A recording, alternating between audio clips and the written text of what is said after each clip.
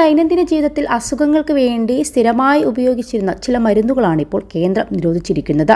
പനി, ജലദോഷം, വേദന, അലർജി എന്നിവക്ക് വ്യാപകമായി ഉപയോഗിച്ചിരുന്ന 156 ഫിക്സഡ് ഡോസ് കോമ്പിനേഷനാണ് ഇപ്പോൾ കേന്ദ്രം നിരോധിച്ചിരിക്കുന്നത്. മനുഷ്യരിൽ ഗുരുതര പ്രത്യാഘാതങ്ങൾക്കിടയാക്കുമെന്നാണ് കേന്ദ്രം ചൂണ്ടിക്കാണിക്കുന്നത്. ഇതുതന്നെയാണ് ഈ മരുന്നുകളുടെ നിരോധത്തിനും കാരണമായത്. ഒരു നിശ്ചിത അനുപാതത്തിൽ 2 അതിലധികമോ ഫാർമസ്യൂട്ടിക്കൽ ചേരുവകൾ കൊണ്ട് നിർമ്മിക്കുന്നതാണ് FDC മരുന്നുകൾ. കോക്ടെയിൽ മരുന്നുകൾ എന്നും അവ അറിയപ്പെടുന്നുണ്ട്. ഡ്രഗ്സ് ടെക്നിക്കൽ അഡ്വൈസറി ബോർഡിനെ ഉൾപ്പെടുത്തി രൂപീകരിച്ച വിദഗ്ധ സമിതിയാണ് മനുഷ്യന്റെ ആരോഗ്യത്തിന് അപകടമുണ്ടാക്കുന്നുവെന്ന് ചൂണ്ടിക്കാട്ടി 156 മരുന്നുകൾ നിരോധിക്കാനുള്ള തീരുമാനം കൈക്കൊണ്ടത്.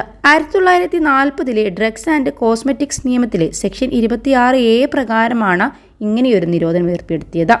അസിക്ലോഫിനാക് 50 mgയും പാരസെറ്റമോൾ 125 mgയും അടങ്ങിയ ഗുളിക എന്നിവയും നിരോധിക്കപ്പെട്ട സംയുക്തങ്ങളിൽ ഉൾപ്പെടുന്നുണ്ട്.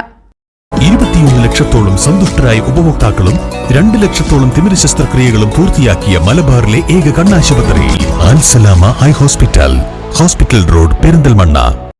പാരസെറ്റമോൾ, ഡ്രമഡോൾ, ഡോറിൻ, കഫീൻ എന്നിവയുടെ സംയുക്തങ്ങളും നിരോധിക്കപ്പെട്ടവയിലുണ്ട്.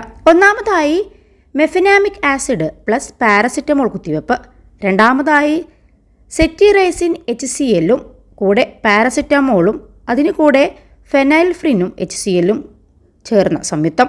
മൂന്നാമതായി ലെവോസെറ്റിറൈസിനും കൂടെ ഫെനൈലെഫ്രിൻ HCl-ഉം പാരസെറ്റമോളും ചേർന്ന സംയുക്തം.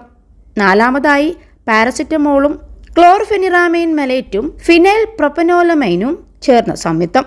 അഞ്ചാമതായി കാമിലോഫിൻ ഡൈഹൈഡ്രോക്ലോറൈഡും 25 മില്ലിഗ്രാമും കൂടെ പാരസെറ്റമോളിൻ്റെ 25 മില്ലിഗ്രാമും എന്നിവയാണ് നിരോധിച്ചവയിൽ ഉൾപ്പെടുന്ന മറ്റു മരുന്നുകൾ. ഇത്തരം മരുന്നുകൾക്ക് സുരക്ഷിതമായ മറ്റ് പകരക്കാർ ലഭ്യമാണെന്നും നിരോധനം ഏർപ്പെടുത്തി കേന്ദ്ര ആരോഗ്യവകുപ്പ് പുറത്തിറക്കിയ പ്രസ്താവനയിൽ വ്യക്തമാക്കുന്നുണ്ട്. അതുകൊണ്ട് ഒന്ന് സൂക്ഷിച്ചിരിക്കുന്നതും നല്ലത് തന്നെ.